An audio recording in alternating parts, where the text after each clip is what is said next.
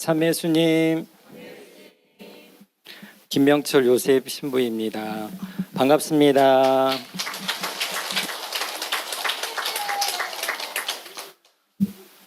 제일 멀리에서 왔다고 그랬는데 광주보다도 더 멀리 있는 곳인데, 저는 지금 나주의 신학교에서 학생들과 지내고 있는데, 올해는 특히 제가 안식년을 하고 있어서 집에 어머니와 함께, 집이 무안인데 어머니와 함께 지내고 있어요. 요새는 이제 시골이다 보니까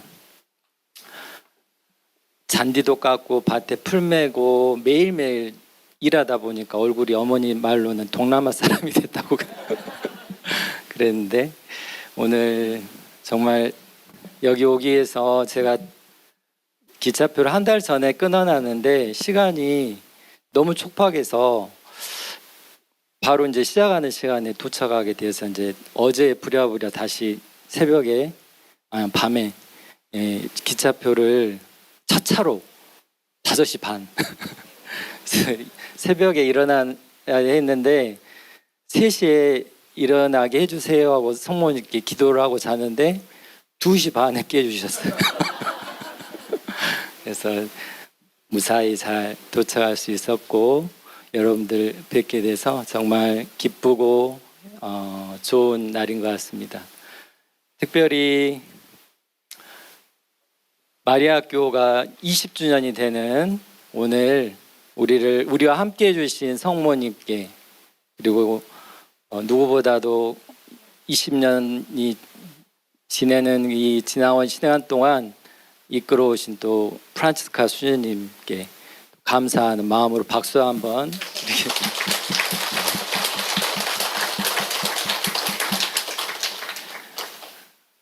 사실 저는 이 자리에 있을 수 없는, 정말 아까 말씀드린 대로 촌에서 사는 아주 작은 사람인데, 이 시간 주님께서, 특히 성령님께서 함께 해주시고 이끌어 주시기를 청하면서 성령 송가를 먼저 기도하고 시작하도록 하겠습니다. 다 같이 기도하겠습니다. 오소서 성령님, 당신의 빛 그 빛살을 하늘에서 내리소서. 가난한 이 아버지 은총의 주님, 오시어 마음의 빛을 쏘서. 가장 좋은 이로자 영혼의 기쁜 손님, 생기 돋워 주소서. 일할 때 유식을, 무더울 때 바람을, 슬플 때 위로를 지복에 비치시어 저희 마음 깊은 곳을 가득히 채우소서. 주님 도움 없으면 저희 삶 그 모든 것 이로운 것 없으리. 허물은 씻어주고 마른 땅 물 주시고 병든 것 고치소서. 굳은 마음 풀어주고 참마음 데우시고 바른 길 이끄소서. 성령님을 믿으며 의지하는 이에게 치른을 베푸소서. 공덕을 쌓게 하고 구원의 문을 넘어 영복을 얻게 하소서. 아멘. 성부와 성자와 성령의 이름으로 아멘. 실은 제가 항상 노래로 시작을 하는데 오늘은 시간이 얼마 없어서 노래 많이 했다고 그래서 노래 안 부르겠습니다. 바로 시작하겠습니다. 오늘 주제가 진정한 그리스도인이 되려면 마리아적인 사람이 되어야 한다라고 이렇게 누가 정하셨는지 수녀님이 정하셨겠죠. 너무나도 좋은 말씀을 이렇게 선택해 주셨는데, 성 바오로 6세 교황님께서 해주셨던 말씀입니다. 그래서 진정한 그리스도인이 되려면 마리아가 되어야 된다라고 합니다. 그래서 우리에게 어떤 신앙생활의 목적, 후에 좀 더 말씀드리는데, 우리가 살아가는 이유라고 한다면 바로 그리스도 제2의 그리스도가 되는 것이 바로 우리 삶의 목적이자 이유일 것입니다. 그래서 예수님, 제2의 그리스도 예수님이 되기 위해서 마리아가 되어야 한다라는 그런 말씀이겠죠. 그렇다면 마리아는 과연 어떤 분이실까? 저 여인은 누구실까? 우리가 여러분들 레지오 다들 해보셨죠? 하고 계시고 레지오 까테나 봤을 때 먼 동이 트이듯 나타나고 달과 같이 아름답고 회야같이 빛나며 지낼친 군대처럼 저 여인은 누구실까 하고 이렇게 기도를 하잖아요. 항상 우리 저 여인 신비에 쌓여 계신 정말 알똥말똥한 그런 분으로 이제 우리가 알고 이해하고 있는데 이 여인을 이제 제2차 바티칸 공의회 교회 헌장 8장에서 이렇게 말씀을 말하고 있어요. 교회가 가르치고 있어요. 구약 성경, 신약 성경, 즉 성경과 존귀한 성전. 그러니까 우리 가톨릭 교회에서 신앙의 핵심 두 기둥을 뭘로 삼고 있죠? 성경과 성전. 성경은 하느님의 말씀이고 성전은 뭐예요? 전통. 예. 교회 지금까지 2000년 동안 내려오면서 교회가 가르친 교회의 가르침, 전통이라고 하겠습니다. 이 성경과 성전 안에서 구원 계획에 있어서 구세주의 모친 성모님께서 맡으신 역할을 점점 명백히 드러내 보여주고 있다. 마리아가 누구신지를 두 가지 성경과 성전이 드러내주고 있다라고 이렇게 가르치고 있어요. 그래서 오늘 제가 성모님이 누구신지에 대해서 이야기를 할 때 바로 이 성경 말씀 그리고 교회의 가르침들 특별히 성모님의 특별한 발현들을 통해서 교회가 가르치고 있는 바들을 좀 더 살펴보면서 성모님께서 우리에게 어떠한 모습으로 하느님께서 우리에게 가르치고 계시는가를 좀 더 보도록 하겠습니다. 교회의 구원 계획, 하느님의 구원 계획에서 성모님께서 어떠한 역할을 하시는가? 구원이라고 한다면 우리가 아까 말씀드린 우리의 신앙생활의 목적, 삶의 이유인 그리스도가 되는 것이 바로 그리스도와 하나가 되는 것, 일치하는 것이 바로 구원의 정점이라고 하겠습니다. 구원의 표징이라고 하겠습니다. 그런데 하느님께서 이 구원하시는 그 모습은 이미 창조 때 계획했던 그 모습과 같은 것이라고 하겠습니다. 그래서 하느님께서 인간을 창조하실 때 어떠한 모습으로 창조하셨는가? 그 창조 때의 모습으로 돌아가는 것이 바로 구원이라고 하겠는데 에페소서 1장 4절의 말씀 정말 중요한 말씀이에요. 하느님께서 인간 우리를 창조하셨던 이유 계획이 바로 이 말씀 안에 들어있어요. 다 같이 한번 읽어보겠습니다. 세상 창조 이전에 그리스도 안에서 우리를 선택하시어 우리가 당신 앞에서 거룩하고 흠없는 사람이 되게 해주셨습니다. 사랑으로 예수 그리스도를 통하여 우리를 당신의 자녀로 삼으시기로 미리 정하셨습니다. 그러니까 세상이 창조되기 이전부터 이미 하느님께서는 당신의 계획 안에서 어떠한 사람으로 거룩하고 흠없는 사람으로 되게 해주셨다. 그리스도를 통해서 당신의 자녀가 되게 해주셨다. 이렇게 말씀하고 계십니다. 좀 더 이제 구체적으로 또 표현되는 구절이 있는데 로마서 8장 29절입니다. 이것도 한번 읽어보겠습니다. 하느님께서는 미리 뽑으신 이들을 당신의 아드님과 같은 모상이 되도록 미리 정하셨습니다. 그러니까 우리가 구원받게 되는 것 그리고 하느님께서 우리 인간을 창조하셨던 본래의 모습 계획은 바로 그리스도의 모습으로 살아가는 것, 그리스도와 일체되어 살아가는 것이라고 하겠습니다.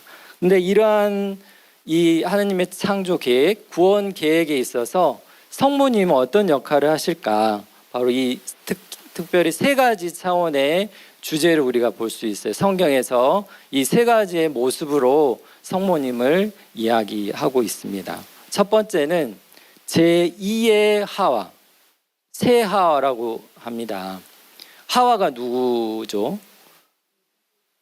하느님께서 처음으로 창조한 인간이잖아요. 아담과 하와를 창조하셨고, 아담과 하와가 창조되었지만 죄로 인해서, 원죄로 인해서 하느님을 만나고 하느님과 함께 누리는 그 영원한 복을 깨트려 버렸어요. 하느님을 직접 보고 누릴 수 있는 그 기쁨을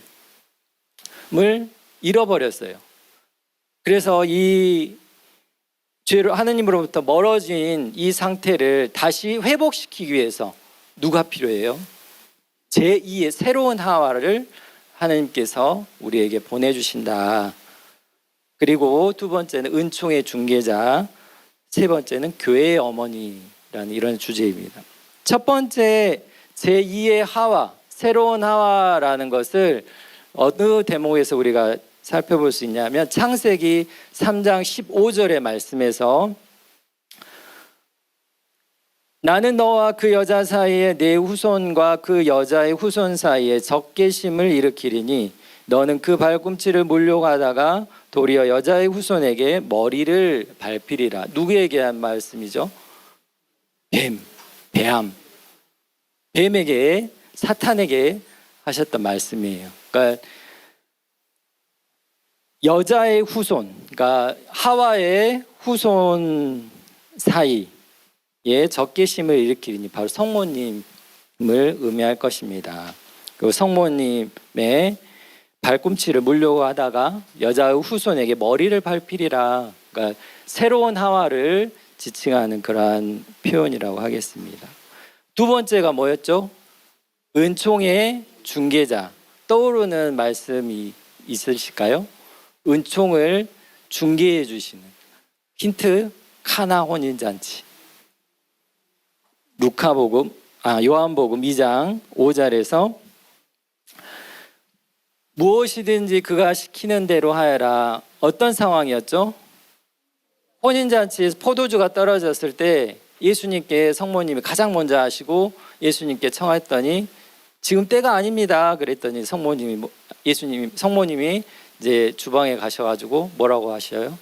무엇이든지 그가 시키는 대로 하여라 했더니 예수님이 당신 때가 아닌데 성모님의 그 말씀을 듣고 아주 겸손한 그 말씀을 듣고 신뢰에 가득 찬 말씀을 듣고 물을 포도주로 변화시켜 주시잖아요. 이게 우리가 필요로 하는 은총의 중재자의 역할을 하시는 성모님이시다라는 의미를 담고 있습니다. 세 번째는 교회의 어머니. 요한복음 19장 26절에 여인이시여 이 사람이 어머니의 아들입니다. 이분이 내 어머니시다라고 하시는 이 말씀 어디에서 하셨죠? 십자가 위에서 사도 요한에게 그리고 성모님께 이 사람이 어머니의 아들입니다. 요한에게 이분이 내 어머니시다라고 이렇게 말씀하시면서 그러니까 요한은 우리 교회를 대표하는 그런 인물이었고 그러니까 바로 우리의 어머니로 성모님이 우리 모두의 어머니가 되시는 그러한 순간이었습니다. 그러면서 이 교회의 어머니가 되시면서 교회 구성원들, 우리들을 함께 이끄시는 그러한 일을 시작하십니다. 사도행전 1장 14절에 보면 그들은 모두 여러 여자와 예수님의 어머니 마리아와 그분의 형제들과 함께 한 마음으로 기도에 전념하였다. 예루살렘 2층 다락방에서 제자들과 사도들과 함께 기도를 하실 때 무엇이 내렸다고 하죠? 성령께서 오셔서 교회가 새로이 시작되는 그런 순간을 맞이하게 됩니다. 그러면서 예수님께서 가르쳐 주셨던 모든 말씀들, 삶들을 직접 살아내고 전할 수 있는 그런 힘을 받게 되면서 이제 사도들이 예수님처럼 예수님의 삶을 전하는 또 다른 예수 그리스도가 되어서 살아가게 되었습니다. 그래서 교회 현장 8장 65항에서는 이렇게 또 이야기를 하고 있습니다.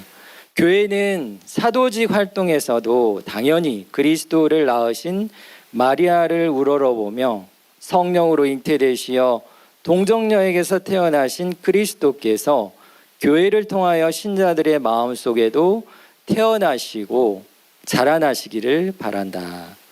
동정녀께서는 당신의 생애에서 모성애의 모범이 되셨으며 모성애로 교회의 사도직 사명 안에서 사람들이 새로 나도록 협력하는 모든 이가 활력을 찾는다.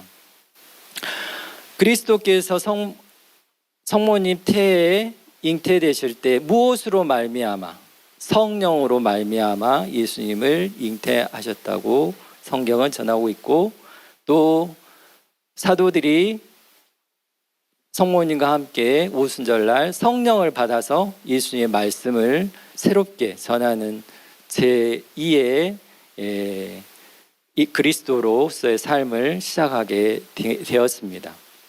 이처럼 성령께서는 우리를 새로운 삶을 살게 하시면서 제2의 그리스도의 모습으로 변화시키시고 예수님의 삶을 살아가게 하십니다. 그래서 성령께서 이 세상에 오셔서 가장 큰 업적을 이루셨던 순간이 언제냐면 성모님께서 예수님을 잉태하시는 순간이었어요. 수많은 일들을 하셨지만 가장 큰 업적은 성모님의 태안에 예수님을 잉태하시게 하신 순간이었어요. 마찬가지로 성령께서 하시는 가장 큰 업적은 우리 각자가 그리스도의 삶을, 예수님의 삶을 살아가게 되는 것. 이게 가장 성령의 가장 큰 업적이라고 하겠습니다. 그래서 다른 우리가 바라는 것들, 원하는 것들 얻고 또 어떤 우리가 청원하는 것들을 이루는 것도 해주시는 분이시지만 그러한 것들보다도 훨씬 더 중요한 것은 뭐냐면 바로 우리 자신이 예수님의 삶을 예수님처럼 살아가는 삶이 바로 성령께서 하시는 가장 중요한 일인 것이다. 그 역할을 성모님께서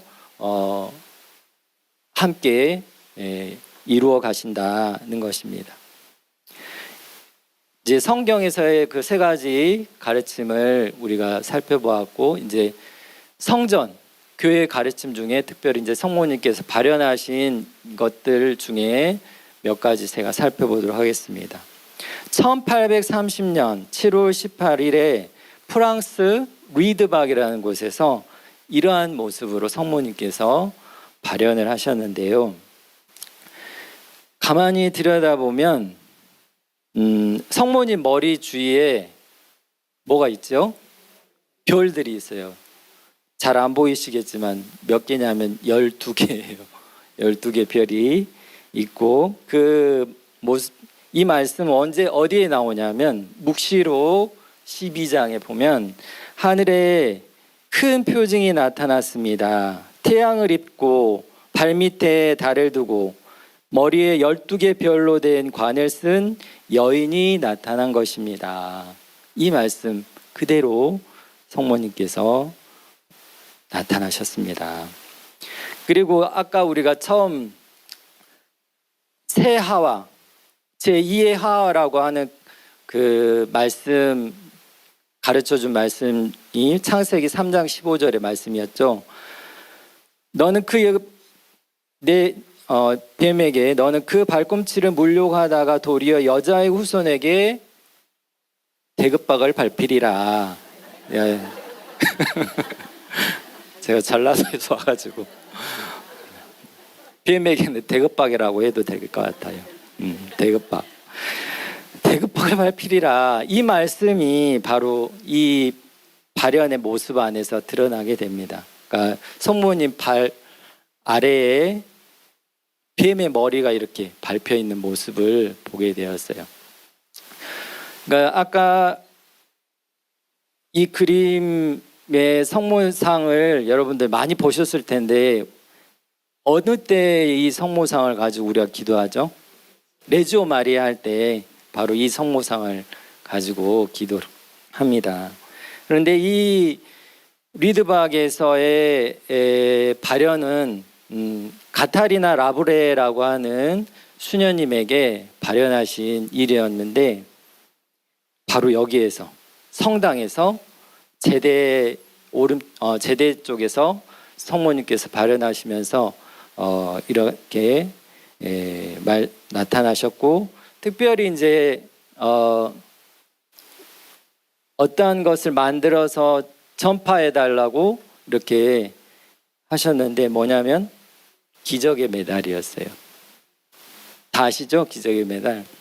그래서 기적의 메달의 이 모습처럼 이렇게 발현을 하시면서 뒷면에 보면 또 12개의 별이 있고 또 12개의 별은 바로 이스라엘 12지파 또 모든 민족들 인류의 모든 사람들을 십자가는 예수 그리스도를 상징하겠죠.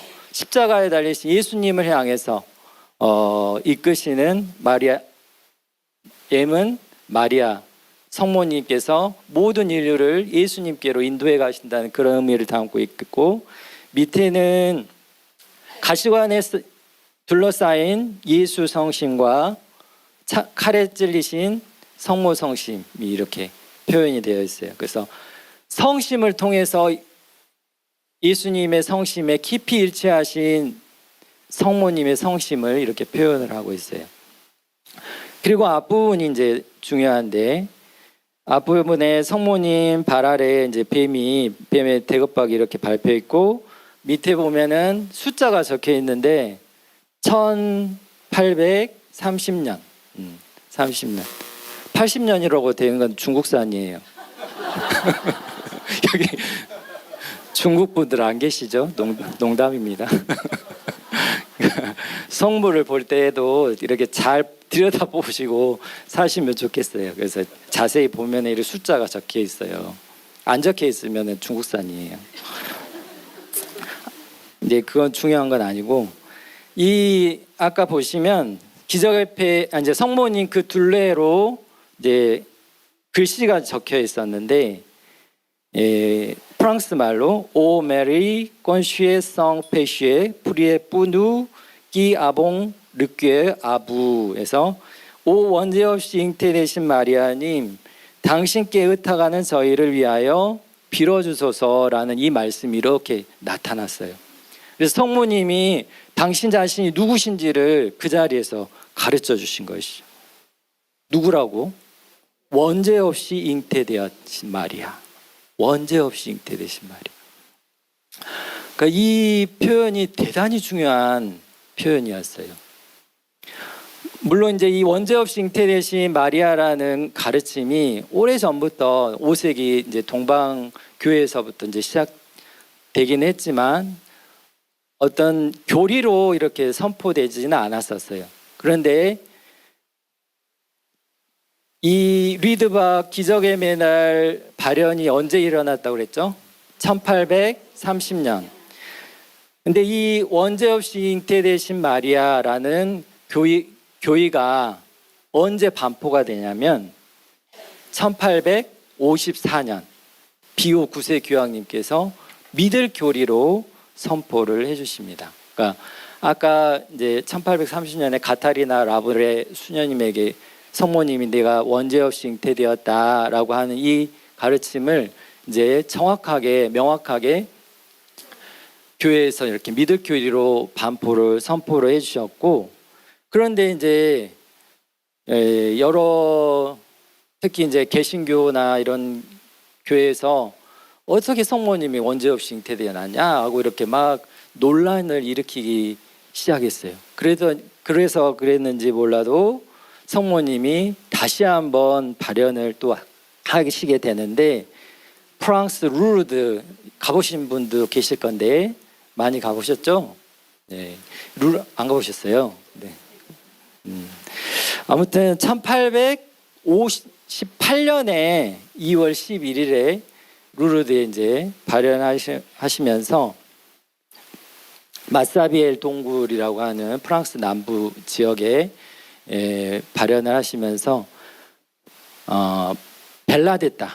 벨라데타에게, 벨라데타는 아주 가난한 방앗간집 딸이었어요. 근데 이 아이에게 나타나셔서 묵주기도를 가르쳐 주시고, 또 여러 가지 이제 뭐 샘을 파서 물이 이렇게 나게 해서 많은 사람들이 거기에 가서 이제 치유를 받기도 하고 그렇게 하잖아요. 그런 것도 있었지만 가장 중요한 또 가르침은 바로 나는 원죄 없는 잉태다. 깨소이에라 임마culada 콘셉시우.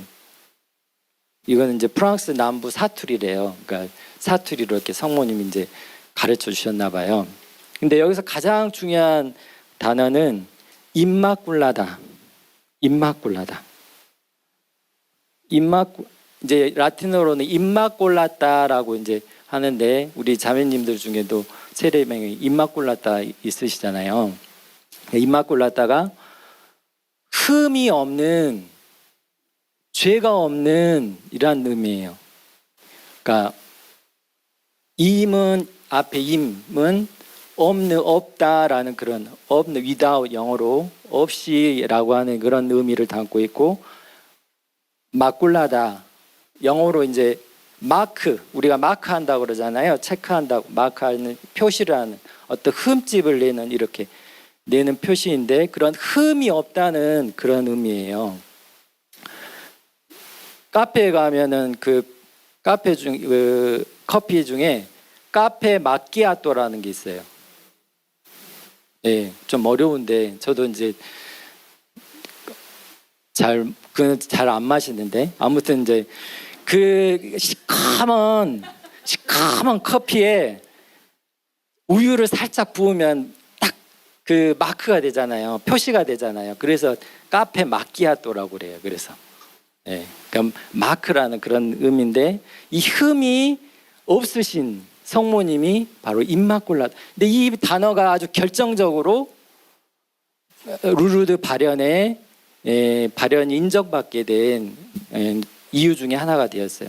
왜냐하면 벨라데타는 라틴어를 모르는 거였고, 모르는 사람이었고, 임마꼴라따라는 단어를 전혀 모르는 그런 아이였는데, 이 아이의 입에서 임마culada라고 하는 이 말이 나오는 것을 주교님이 들으시고, 아, 이거는 성모님께서 하신 게 틀림없구나라고 하는 것을 증명하게 된 그런 말씀이기도 했습니다.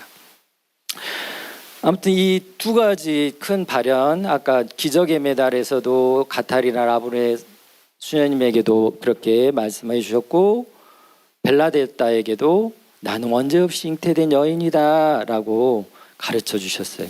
근데 이 원죄 없이 잉태된 마리아라고 하는 이 의미는, 이제 첫 번째로는 예수님께서 이 세상에 오실 때, 예수님은 지극히 거룩하신 분이시기 때문에 정말 깨끗하고 흠 없는 곳으로 오셨어야 했어요. 근데 유일한 곳이 성모님의 태였어요. 그러니까 성모님은, 그래서 원죄가 없으셔야 했어요. 죄가 하나도 없으셔야 했어요. 그래서 하나님께서 그렇게 예수 그리스도의 지성소가 될 수 있도록 성모님은 원죄 없이 잉태케 하셨고, 두 번째 의미는 바로 원죄를 일으킨 여인이 누구였어요? 하와였잖아요. 근데 이 하와가 하느님께로부터 멀어져서 하느님께로 가는 길을 잃어버렸는데, 누가 이 하느님께로 가는 길을 가르쳐 주셨어요? 새로운 하와, 새 하와가 하느님께로 가는 길을 우리에게 가르쳐 주셨다는 거예요. 그래서 원죄 없으신, 그러니까 인간이 원죄가 없이 이 하느님과 함께하면서 누렸던 그 행복을 다시 찾게 해주신 분이 원죄 없이 잉태되신 마리아시라는 거예요.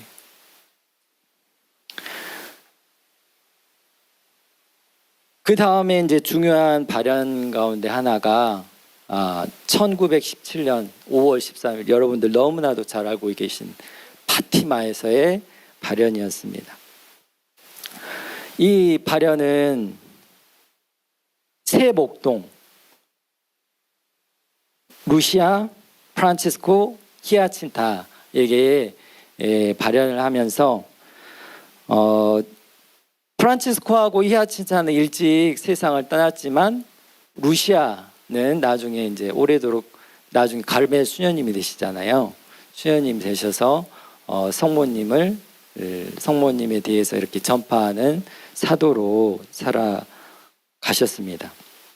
근데 여러 가지 발현 그 사건들이 있었지만 이제 가장 제가 들여다보고 싶은, 여러분들과 나누고 싶은 것은 바로 이 발현이었어요.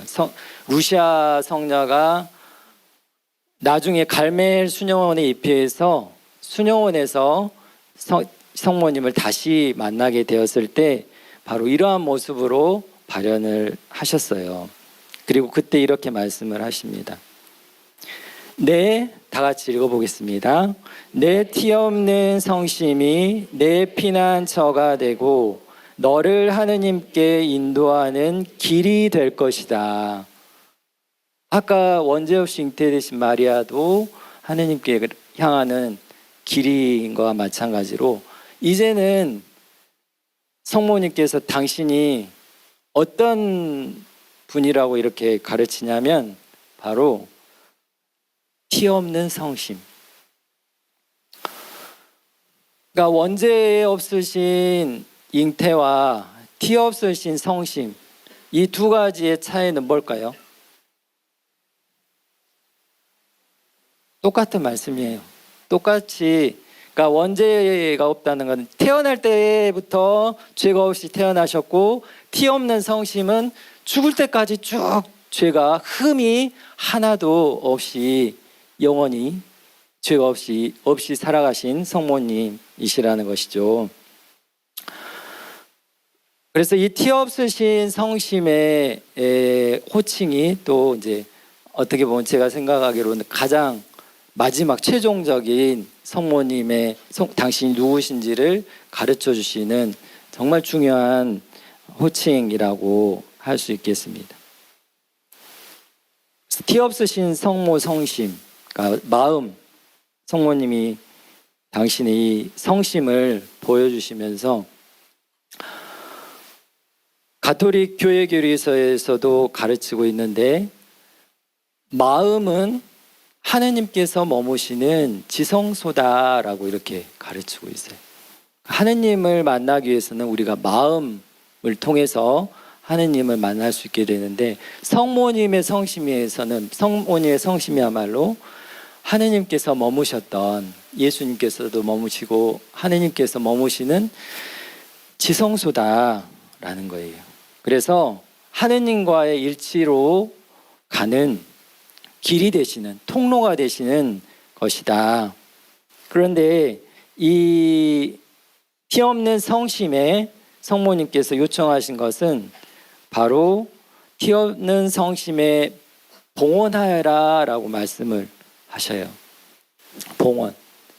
그러니까 아담과 하와가 하느님께 지은 죄, 불순명, 교만으로 인해서 불순종을 했던 게 가장 큰 원죄의 큰 잘못이었는데, 이것을 회복하기 위해서 순종하라고 하면 어떻게 보면 좀 강제적이잖아요. 그런데 이것을 조금 더 이제 유화시켜서 자발적으로 우리가 하느님께 순종할 수 있도록 이끄시는 그 표현이 바로 봉헌이었어요.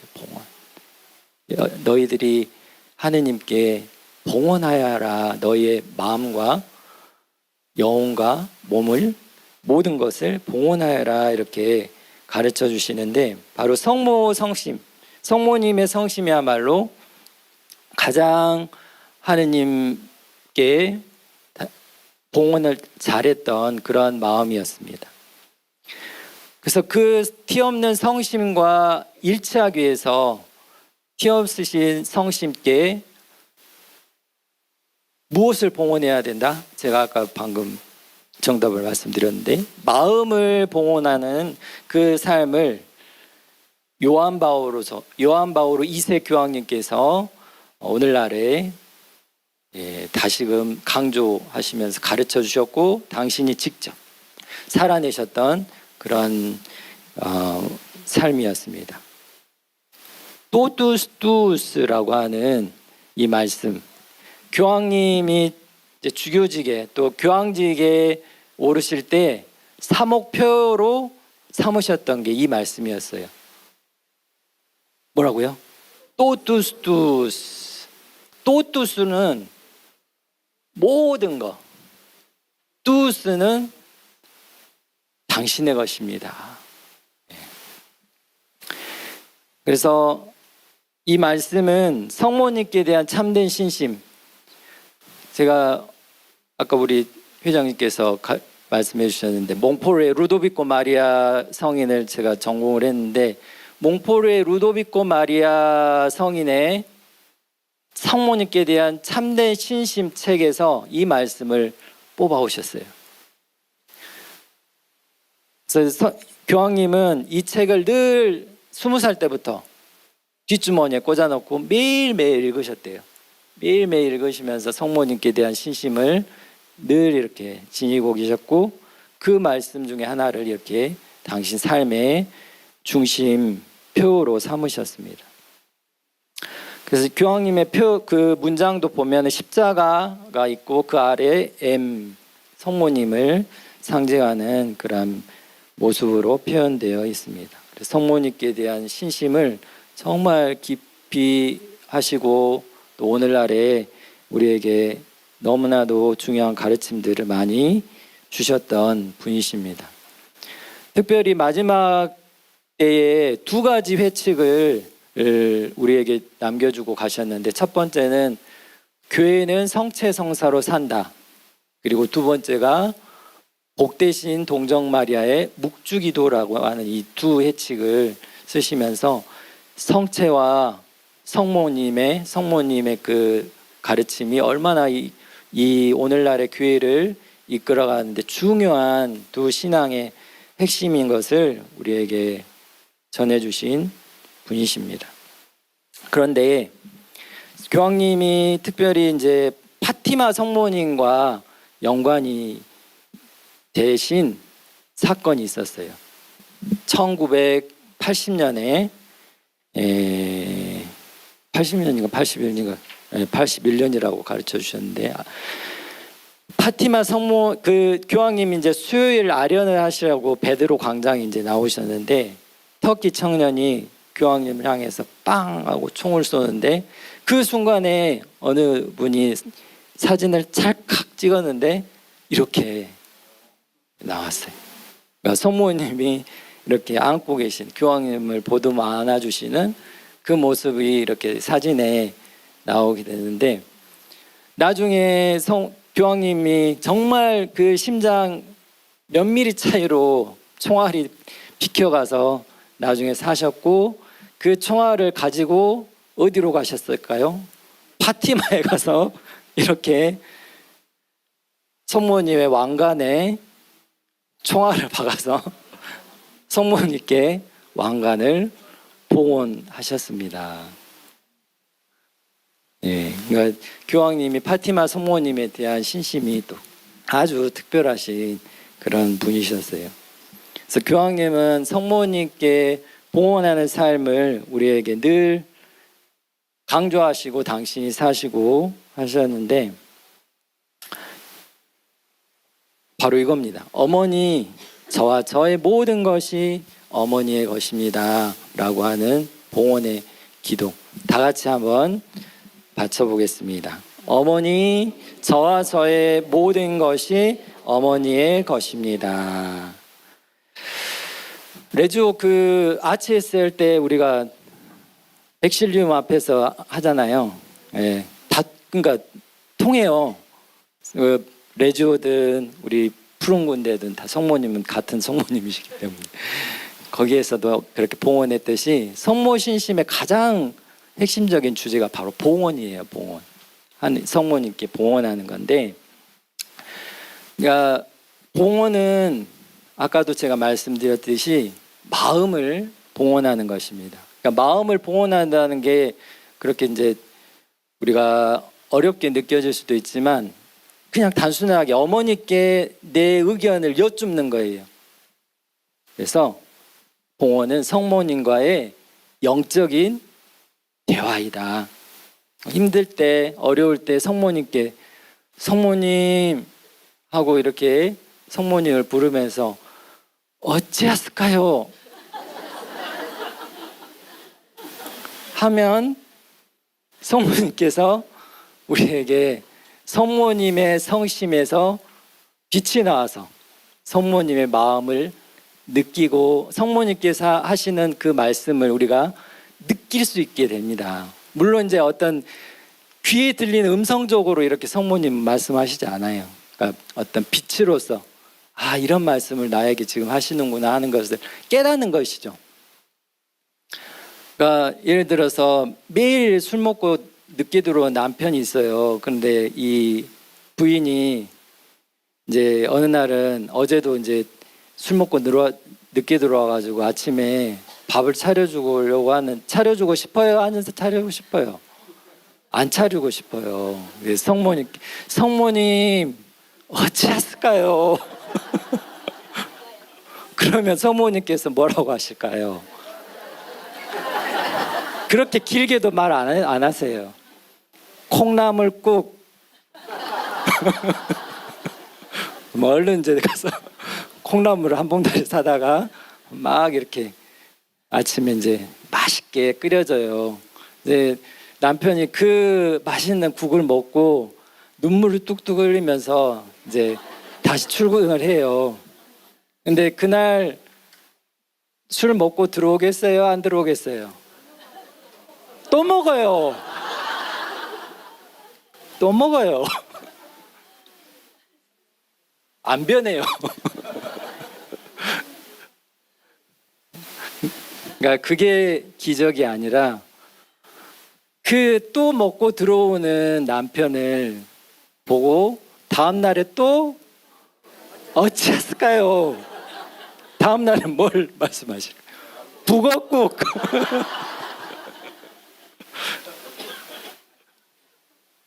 그거를 하루하루 인내할 수 있게 하시는 어머니, 받아들일 수 있게 하시는 어머니, 저 십자가를 내 눈앞에서 없애주시는 것이 아니라 그 십자가를 내가 받아들일 수 있게 하시는,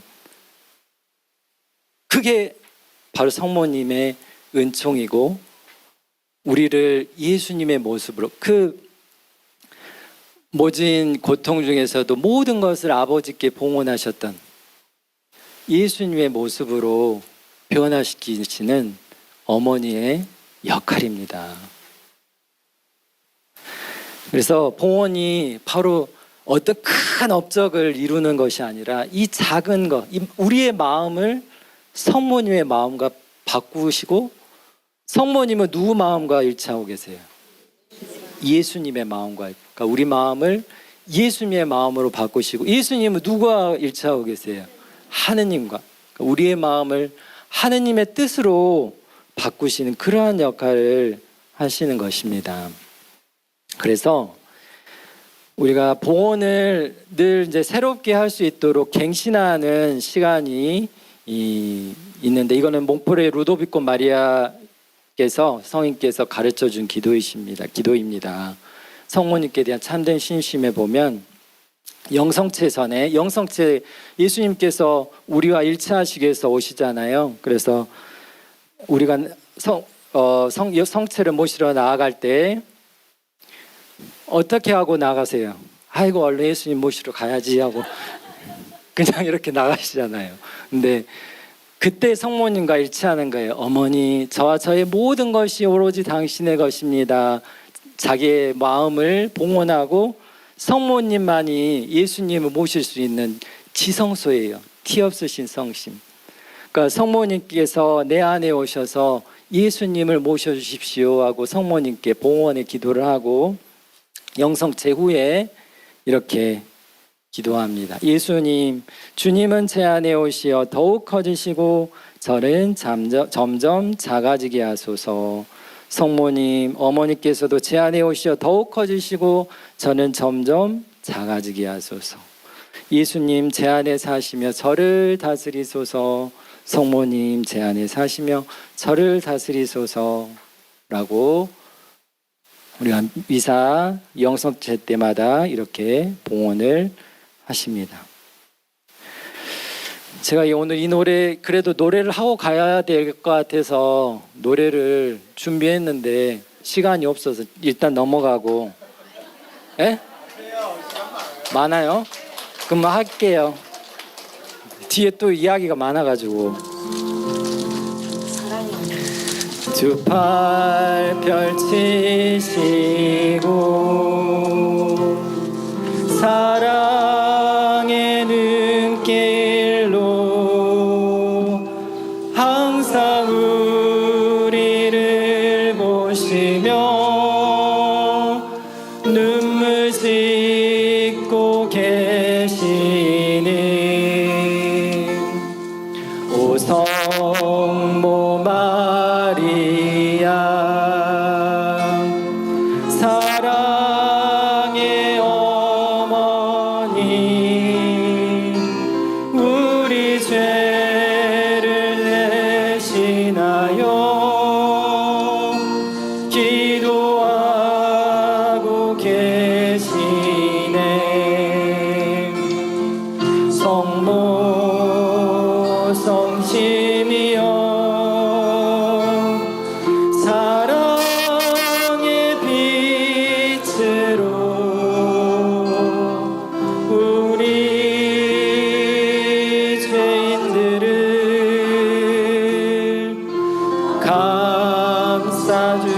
감싸주시고 어머니의 사랑을 우리가 알게 하소서. 깊으신 눈길로 늘 기도하시며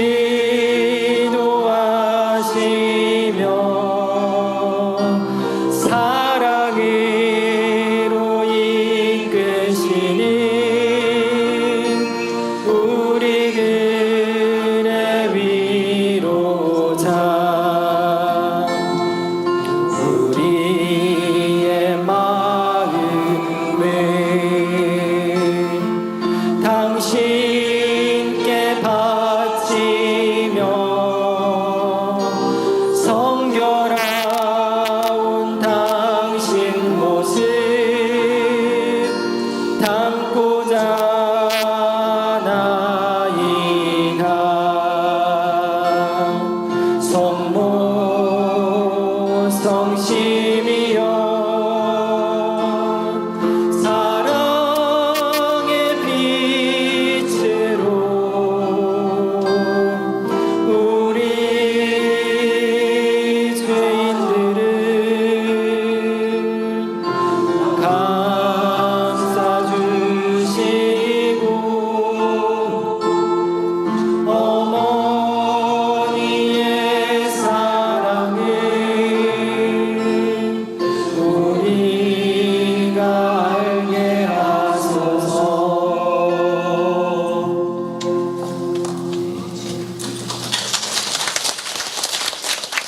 우리의 무엇을 어머니께 봉헌한다? 마음을 바치고 성결하온 거룩하고 흠없는, 아까 맨 처음에 제가 말씀드렸던 하느님의 창조 구원 계획 무슨 말씀이었죠? 에베소서 1장 4절의 말씀에서 거룩하고 흠없는 사람이 되게 하셨다라고 하는 그 말씀 기억나시죠? 그 삶을 바로 성모님께서 사셨고 우리도 그러한 삶으로 인도하신다는 것이죠. 그런데 이 봉헌의 삶을 몽포로의 루도비코 마리아 성인이 또 이제 더 명확하게 설명해 주는 부분이 있어요. 바로 세례성사입니다.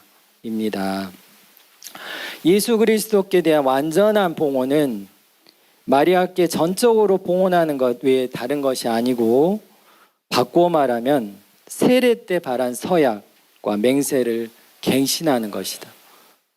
그러니까 세례 때 우리가 뭔가 막 끊어버린다고 하잖아요. 우리 세례 받을 정신 없어가지고 다 같이 따라하니까 끊어버립니다, 끊어버립니다, 믿습니다 했는데 뭘 끊어버린지 모르고 그냥 했어요. 근데 마귀를 끊어버리고 신앙을 믿습니다 이렇게 우리가 고백을 했었는데, 이제 그러한 서약과 맹세와 더불어서 우리가 이제 요즘은 우리가 이마에 대급박은 아니고 이마에 머리 세례를 받잖아요. 근데 본래 예수님은 어떻게 세례를 받으셨어요? 물속에 침례하셨어요. 물속에 들어가는 것은 무엇을 의미해요? 죽고 다시 나오시는 것은 부활을 의미해요. 그래서 세례는 우리가 죄로 죽고 예수님의 삶과 더불어 다시 태어나는 거예요. 그러니까 세례성사는 단순히 이마에 물 붓고 하루 끝나고 그 하루로 끝나는 성사가 아니에요. 죽을 때까지 살아내야 되는 삶이에요. 그래서 제가 세례성사적 삶이라고 표현했어요. 늘 죄로부터 죽고 예수님과 함께 다시 사는 것, 바로 이게 세례성사적 삶입니다. 이게 바로 세례서약을 제대로 하는 거예요. 로마서의 6장에 이렇게 말씀하십니다. 우리는 그분의 죽음과 하나 되는 세례를 통해 그분과 함께 묻혔고, 그리스도께서 아버지의 영광을 통해서 죽은 이들 가운데서 되살아나신 것처럼 우리도 새로운 삶으로 살아가게 되었습니다. 고백하고 있습니다. 그리스도와 하나 되는 세례를 받은 여러분은 그리스도를 입었습니다. 그리스도를 입었다고 하는 것은 그리스도의 삶, 그리스도의 말씀과 삶을 내가 받아들였다는, 예수님의 삶을 살아간다는 의미예요. 단순히 어떤 예수님이 입으셨던 그 옷을 입는 게 아니라 예수님의 삶을 받아들이는 거예요. 세례는 몸의 때를 씻어내는 일이 아니라 예수 그리스도의 부활에 힘입어 하느님께 바른 양심을 청하는 것입니다. 바른 양심을 청하는 것입니다.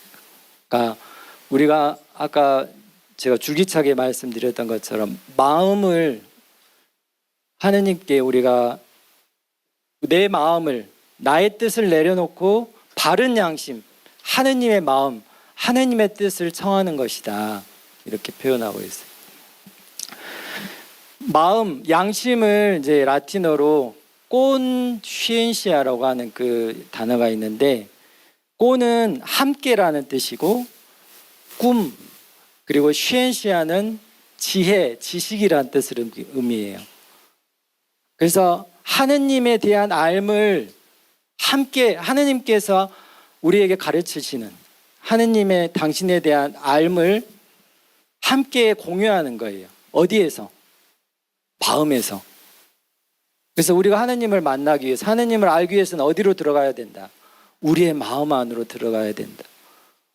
성모님의 성심 안으로 들어가서 성모 성님은 바로 하느님이 누구신지를 우리에게 가르쳐 주신다는 거예요. 그래서 바른 양심을 청하는 것이 바로 세례성사의 삶이라고 하겠습니다.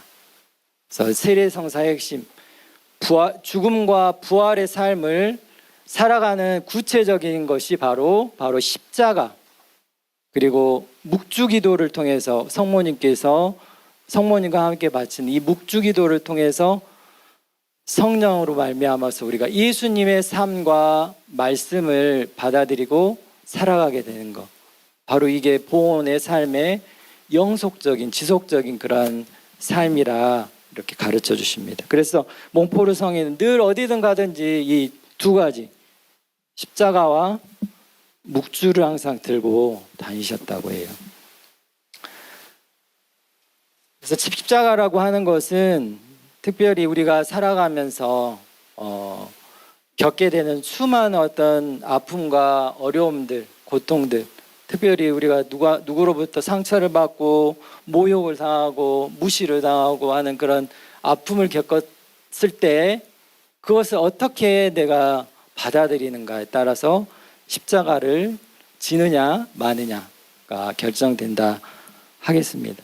예수님은 십자가에 오르시까지 하시면서 끝까지 그것을 견뎌내시고 하느님 아버지께 당신의 모든 것을 봉헌하시면서 그 당신을 핍박하고 박해하고 죽게까지 하는 이들을 향해서 어떻게 하셨어요?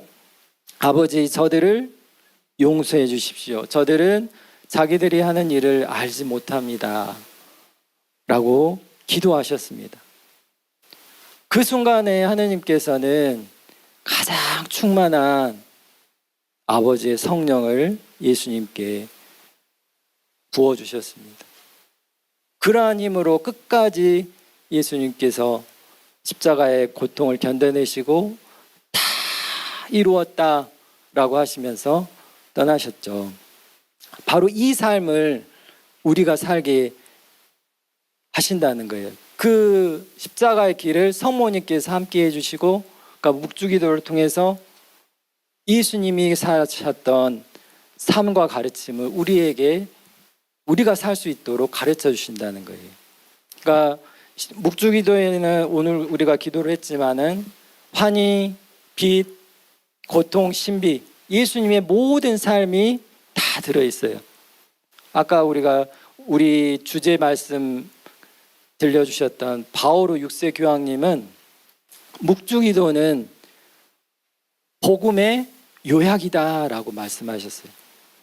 예수님의 전 생애를 묵상할 수 있는 기도예요. 정말 중요한 기도예요.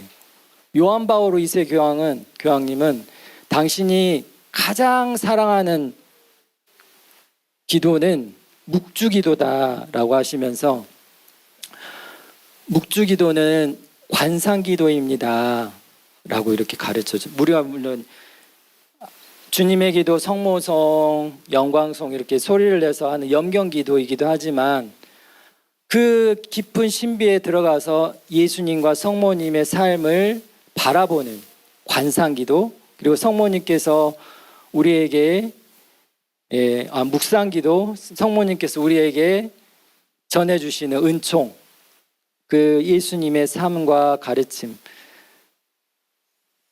예수님의 은총을, 사랑을 우리 안에 심어주세요. 그게 바로 관상기도입니다.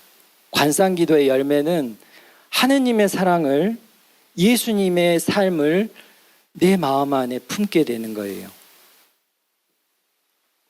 관상기도의 열매는 바로 하느님의 사랑을 내 안에 품게 되는 것이다.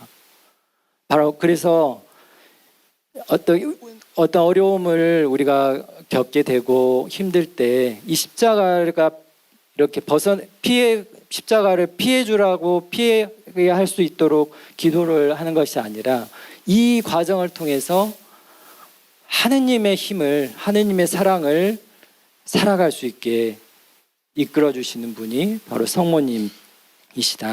그래서 우리가 점점 더 누구의 삶을 닮아가게 해주신다? 예수님의 삶을 살아갈 수 있게 해주신다. 마리아의 자녀들은 예수님의 청빈, 겸손, 세상을 업신여김과 사랑의 발자취를 따르는 참된 제자들이다. 오른손에는 십자고상을, 왼손에는 묵주를 들고 또 가슴에는 예수님과 마리아의 거룩한 이름을 새겨서 그들의 모든 행동에서 예수님의 청빈과 고행을 드러내면서 그것을 실천해 나가게 한다. 이들은 바로 장차올 위대한 사람들이다 라고 이렇게 말씀을 하셨습니다. 그리하여 성모님께서 또 성령께서 이루시는 가장 큰 업적은 우리가 예수님과 일치를 이루는 것입니다. 참된 신심 260항에서 몽포르성에는 이렇게 성모님을 표현하십니다. 시간과 비용을 적게 들이면서 살아계신 하느님의 모상을 나타낼 수 있는 위대하고 유일한 주영은 바로 마리아이시다. 그리고 이 주영을 찾아 그 속에 흘러드는 영혼은 곧 예수 그리스도를 닮게 되므로 그것은 이 주영이 충실히 그리스도를 판에 찍어내기 때문이다. 성모님은 하느님의 주영이라고 표현을 하셨어요. 원래 이제 아우스티노스가 하신 말씀이었는데 다시 몽포르 성인이 가르쳐 주십니다. 아까 에베소서 1장 4절의 말씀과 더불어서 하느님의 계획에 대한 말씀 들려드린 또 다른 구절이 하나 있었는데 로마서 8장 29절에서 하느님께서 여러분을 그리스도의 모상으로 창조하셨습니다 라고 이렇게 말씀하셨다고 그랬어요. 그래서 성모님은 바로 그리스도의 모상, 하느님의 모상을 마음 안에, 내면 안에 품고 계시는 분이시다라는 것. 그래서 우리가 겨울에 먹는 길거리 간식 뭐가 있죠? 붕어빵. 붕어빵 만들 때 어떻게 만들어요? 일일이 송편 빚듯이 이렇게 빚어서 만들어요? 아니죠. 판에다가 딱 부어가지고 찍고, 안고가 빠지면 안 되죠. 팥을 넣고 해서 해서 하면 딱 똑같은 붕어빵이 생기잖아요. 순식간에. 그런 것처럼 우리가 성모님께 우리의 마음을 봉헌했을 때 성모님은 하느님의 모상, 그리스도의 모상, 주영이시기 때문에 우리의 마음을 성모님 마음에 넣었을 때 순식간에 예수님의 모습으로 변화시키신다. 그래서 성모님께 대한 참된 신심이 가장 빠르고 완전하고 안전하고 또 하나 쉽고 라는 그 가르침을 몽포르 성인이 가르쳐 주셔요. 그러니까 다른 어떤 물론 고행을 열심히 하고 희생을 열심히 바치고 하는 그러한 노력들도 중요한 것이지만 그 이전에 가장 중요한 것은 바로 우리의 마음이 변화되는 것. 성모님과 일치하고 예수님과 일치하는 그 마음의 변화를 통해서 예수님의 삶을 닮아가게 하신다. 그래서 결국 우리가 예수님께서 이제는 내 안에 내가 아니라 그리스도께서 사십니다 라고 하는 갈라디아 2장 20절의 말씀을 고백할 수 있게 될 것이다.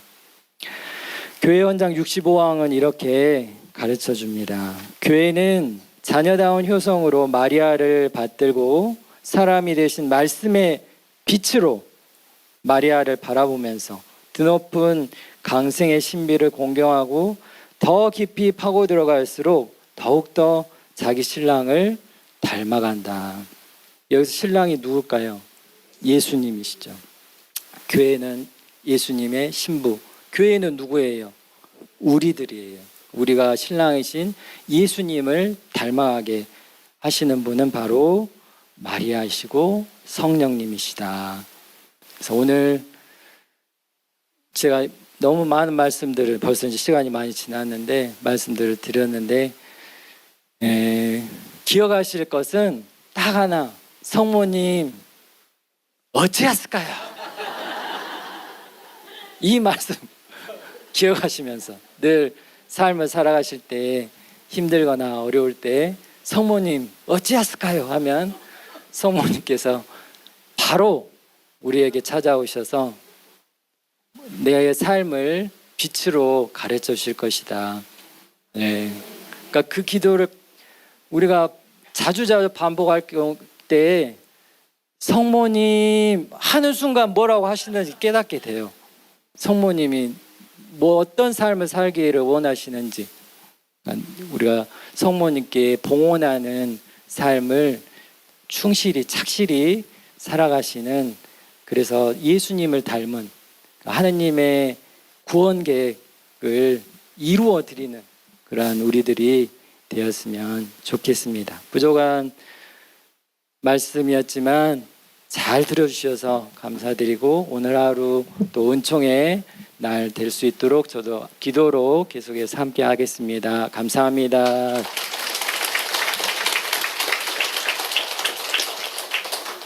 영광송으로 마치겠습니다. 영광이 성부와 성자와 성령께, 성부와 성자와 성령의 이름으로 아멘. 감사합니다. 참